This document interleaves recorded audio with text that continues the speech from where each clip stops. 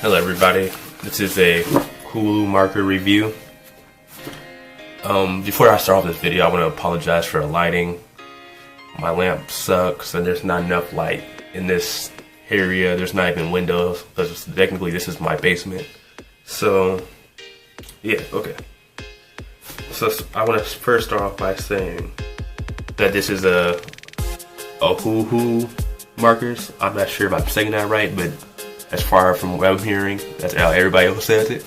So, yeah, this is a 40 set, and it's a pretty basic colors. There's not that much color variety, I guess I should say, when it comes to these. But I mean, this is really cheap, so I would prefer these because it comes with the basic essential colors that you would want. Added a few more, and it's I got this for like 20 bucks. So I mean, if you're a beginner with the markers and stuff like that, I would suggest this highly. But also I would suggest the 80 set because you have way more colors. Another problem with these are the marker caps. Like they don't match. They don't match the like the nib, like the cap. So the best thing I would do before you start off coloring is make a color sheet so you know exactly what color you're getting. Another thing I would like to say, it doesn't come with a lot of skin tones, so I had to use my promarkers set skin cone, which is like 20 bucks for each of these. Another thing that I don't like, a thing I don't like about these markers is that they have, for the fine point nibs, it's a bullet point instead of a brush, which I find the bullet nibs are more technical. I mean, they're more technical, but I like the brush feel, but it's like more graceful. You want to say graceful, that is.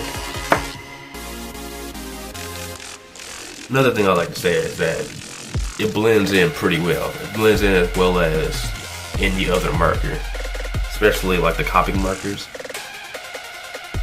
It also dries pretty fast. But you know, if you want to like go over it with a different marker or go over it with the same marker or anything like that, I would wait for it to dry off first, or else it gets like a muddy. It won't look right at all. like it'll just start to just make sure it's dry and not too wet before you go over it with anything. Especially with the with your ink pen or whatever you use to ink your art. I would wait for the ink to dry before you go over it with marker, or vice versa, because it starts to smudge. Let's see if I have any. Do I have any?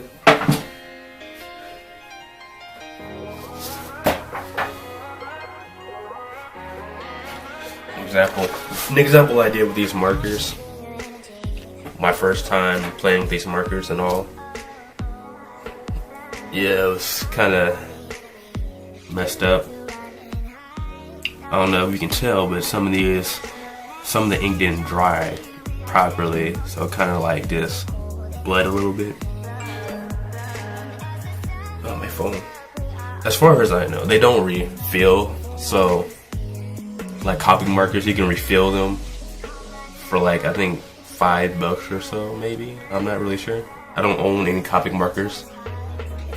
As you can see, I went with the ohuhu because I needed markers and they were the cheapest ones I could find. But as far as I know, they don't refill each other, so you might want to rebuy the same color marker or buy a whole new set. I guess it would depend on what you want to do. Yeah, overall, I would prefer these markers to any beginners. I would prefer these markers for any beginners that are just now starting off. I also would prefer getting the 80 set too, though, because you would have more colors out of all of them. Also, the colors they give you are pretty random too. Like they're not all the same as everybody else would get. Like some of the colors will be completely different from each other.